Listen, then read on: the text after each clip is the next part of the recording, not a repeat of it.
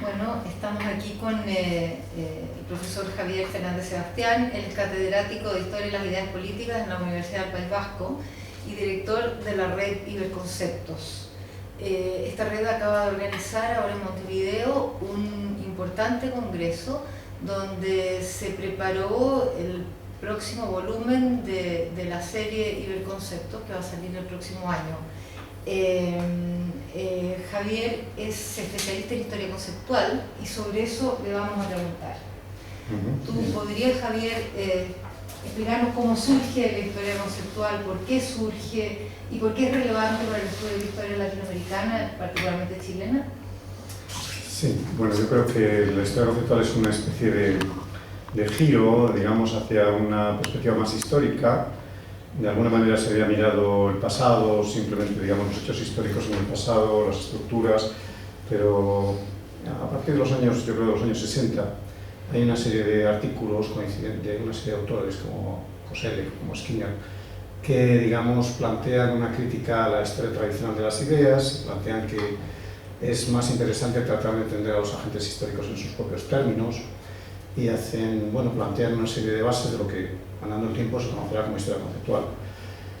Yo creo que en nuestras sociedades tiene mucho sentido estudiar esto, en el mundo hispanoamericano de la época de las revoluciones en particular, porque es un momento crucial en el que muchos conceptos cambiaron de significado y de alguna forma el origen de eso que se suele llamar la modernidad está en ese periodo. Y por supuesto, para el caso de Chile, alrededor del Bicentenario y todas estas fechas, pues creo que es muy adecuado estudiar desde esta perspectiva la historia.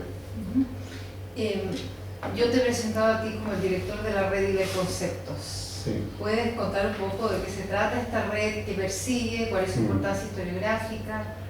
Sí, bueno, en realidad yo me vinculé a principios de hace una década, más o menos, un poco más de una década. Me vinculé a una red internacional que se llama, bueno, es las siglas en inglés, Grupo de Historia de los Conceptos Políticos y Sociales. Entonces empecé a asistir asiduamente a todas las reuniones y allí nos encontramos un grupo de latinoamericanos, españoles y portugueses, y surgió la idea de hacer algo similar para el mundo hispano y para el uso. Concretamente una reunión de Río de Janeiro. Tuvimos una primera reunión en el año 2005 en Madrid, que fue un encuentro de aproximadamente 15 personas en las que pusimos las bases de una red, de lo que andando tiempo sería el primer volumen de Iberconceptos, ¿no? Que luego celebramos sucesivamente un congreso en septiembre de 2007 en el Centro de Estudios Políticos y Constitucionales de Madrid, otro más en septiembre de 2009 y el último que acabamos de llegar de Montevideo, que es septiembre de 2011, que es la primera vez que se hace en América Latina. Y bueno, en este momento, digamos, el proceso se ha ido, o mejor dicho, el grupo se ha ido ampliando mediante la creación de muchos subgrupos o equipos nacionales, ¿no? Entonces, en este momento somos 12 equipos, o bien de una región como el área del Caribe o Centroamérica, o bien más frecuentemente de un país. Y en este caso, pues, hay un grupo chileno vinculado a este proyecto desde el principio, pero yo creo que merece la pena fortalecer ese grupo porque hasta ahora tal vez no ha funcionado de la manera óptima, ¿no? en ese sentido. Y me alegro mucho de que en este caso, a través de allí, se pueda, digamos, desarrollar de una manera más eficaz, conectar este grupo chileno de tal manera que podamos organizar futuros seminarios y desarrollar una tarea conjunta, ¿no? Efectivamente, el programa de Historia y las Ideas Políticas de la Universidad tiene la intención de coordinar a partir de ahora la sección chilena de la red Iberconceptos. François Xavier Guerra fue un historiador que en Chile fue bastante conocido y que fue muy importante a nivel mundial en la recuperación de la historia política y también de la historia intelectual, que había estado desvalorizada o desatendida desde el surgimiento de los anales, de la escuela de los anales. ¿Podrías explicar un poco en qué medida la historia conceptual se relaciona con esta nueva historia política y con la historia intelectual o la historia de las ideas, que se tiende a trabajar un poco como sinónimo, ¿no? Sí, efectivamente yo creo que François Xavier Guerra es sin duda una figura crucial en todo este giro de la recuperación de lo que se llamó en Francia en la segunda mitad de los 80, la recuperación de la nueva historia política, ¿no? Él está muy conectado con esos círculos y sin duda pues, digamos, se sitúa en el grupo de Pierre Saint-Malo, Claude Lefort, etc. Y de alguna forma pues, es el receptor dentro del mundo hispano también de lo que se llama revisionismo de François Furet, etc. ¿no? Es decir, desde ese punto de vista, o incluso René Raymond en otro sentido, desde ese punto de vista yo creo que es crucial la figura de François Sévéguéra. Además, me parece que junto a la historia política está la historia cultural, es decir, el giro cultural que está más o menos acompañado de lo que también se llama el giro lingüístico, aunque el giro lingüístico es una terminología más propia de la filosofía, ¿no? Pero en realidad también tiene que ver con esto, es decir, es un poco la recepción del pensamiento, la filosofía del lenguaje ordinario, autores como Wittgenstein, por ejemplo, en el mundo anglófono, y Searle, Quine, etcétera, no sé, Austin, etcétera, que plantean, digamos, que el lenguaje tiene que ver no con una estructura completamente abstracta, porque hay un giro, igual que hay un giro desde el estructuralismo a la historia política, también hay un giro desde la visión estructuralista del lenguaje a la visión del lenguaje como más relacionada con la vida ordinaria. Y ahí François Sévéguéra se fija mucho en sus libros, en Modernidad e Independencias, por ejemplo, en el uso de los lenguajes, en cómo ellos, digamos, que llaman opinión pública, cómo se difunden los periódicos, cómo aparecen nuevos conceptos, etc. O sea, yo creo que se puede decir con toda justicia que François Sévéguéra es un pionero crucial en este proceso. ¿Eso también tuvo alguna relación con el auge de la historia social? ¿En qué se diferenciaría la historia conceptual de la historia social? ¿El cambio conceptual y el cambio social? Bien, eso es un tema bastante complejo. Hay un artículo famoso de René Koselleck que publicó en los años 60 también, que se titula precisamente así, se titula Historia social y Historia conceptual. Entonces él, digamos,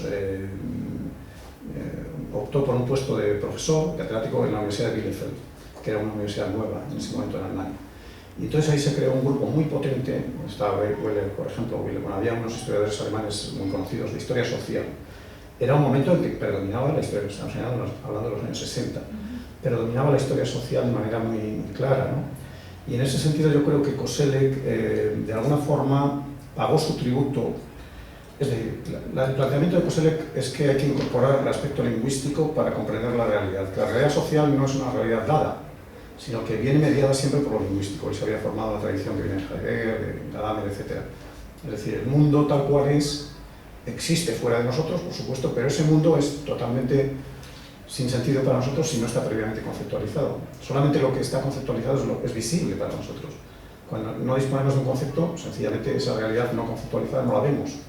Es una realidad caótica. O sea, el mundo se ordena a través de los conceptos que imponemos a ese mundo exterior, ¿no? Entonces ese planteamiento lo sostiene, pero sin embargo no llega a sus últimas consecuencias. Y entonces él mantiene la existencia de un mundo extralingüístico, social, que sería algo como una realidad externa, hasta cierto punto, es una contradicción en Koselleck, hasta cierto punto impermeable al lenguaje. Es un tema bastante complejo, insisto, me temo. Ahora, en los años últimos, ha habido otro giro dentro de la historia social que se llama la historia postsocial, que es, por ejemplo, un autor de referencia muy importante, que es español, por cierto, es Miguel Ángel Cabrera, que es un profesor de la Universidad de La Laguna, en Canarias, es un excelente académico, y él estudia la historia social con la historia conceptual, pero ya desde una perspectiva totalmente distinta. Ya no se impone a la realidad social, por ejemplo, a clase social. O sea, alguien que estudia la historia social tiende a pensar que las clases son una realidad, por así decirlo, ontológica, pero es que las clases fueron creadas como un concepto. O sea, hay que pensar cuándo el concepto de clase emerge y todo ese utillaje, sociedad, clase, etcétera, todo ese utillaje que normalmente los estudiadores sociales dan por hecho, ahora lo que está sucediendo es que todo ese utillaje se está estudiando su gestación, cómo nació, cómo evolucionó, etcétera. Entonces, de alguna forma, la historia conceptual desde ese punto de vista da un nuevo giro a la historia social, y por eso se le ha llamado la historia postsocial, porque mira la historia social bajo las lentes del estudio de los conceptos que se han utilizado para entender y dar cuenta de esa realidad. Participa también en la renovación de los estudios, por ejemplo, de género, en la idea de que la relación hombre-mujer también es una relación que está construida a partir del lenguaje. Claro, sí, porque todo esto tiene que ver finalmente con esto que hacemos la historia cultural, es decir, con la idea de que la realidad social es una realidad cultural. En cierto modo, hablar de historia conceptual es hablar de una rama de la historia cultural, es decir, es el estudio el mundo sobre la base de que la cultura es, es unas lentes que nos permiten entender el mundo, ¿no? Unas categorías y tal. Y por supuesto el género es una de ellas, fundamental. Y el género, en la medida que es algo construido, que a diferencia del sexo, que es algo, digamos, biológico, el género tiene esa distinción de que es algo que tiene que ver con la cultura, que es hasta cierto punto elegido, construido, etc. Pues la mujer no es un objeto, sino que históricamente se ha constituido también el propio concepto de mujer. Es decir, no es evidente, no es una realidad simplemente biológica, sino que tiene que ver también con la evolución cultural. Desde ese punto de vista, la historia del género está inscrita en la misma mirada. Estuvo hace poco visitándonos Peter Watson y él postula de que la historia de las ideas debiera tener menos política y más ciencia. Yo creo que las pasarelas entre el mundo de la ciencia y el mundo de la política son mucho más importantes de lo que solemos pensar en todas direcciones. Es decir, bueno, yo he leído recientemente algunos artículos que me han dejado verdaderamente sorprendido. Por ejemplo, voy a contarlo, pues aquí quizás es un poco largo de explicar, pero simplemente el hecho de que pensemos en una metáfora, o no en una metáfora, en un concepto utilizado por el estudio de las, ¿cómo se llama no recuerdo cómo se llama, la rama de las ciencias médicas que tiene que ver con el estudio de los tejidos, histología me parece que se llama. Entonces esa rama, bueno, fue muy desarrollada por un Nobel español, uno de los pocos premios Nobel españoles de ciencia, que es la Mónica Hall, ¿no? La Mónica Hall descubrió cómo las neuronas generan entre sí unas estructuras en red, algo muy complejo que yo no me siento capaz de explicar, mucho menos en pocas palabras. Pero la idea, digamos, de que las neuronas tienen unas conexiones particulares que permiten explicar en parte nuestro comportamiento y nuestra... Pues hay un neurofísico chileno, apellido Varela, sí, que trabajaba en París, en el Institut Pasteur, sí, que hizo este mismo estudio de la interrelación entre lo neurológico y lo psicológico. sí.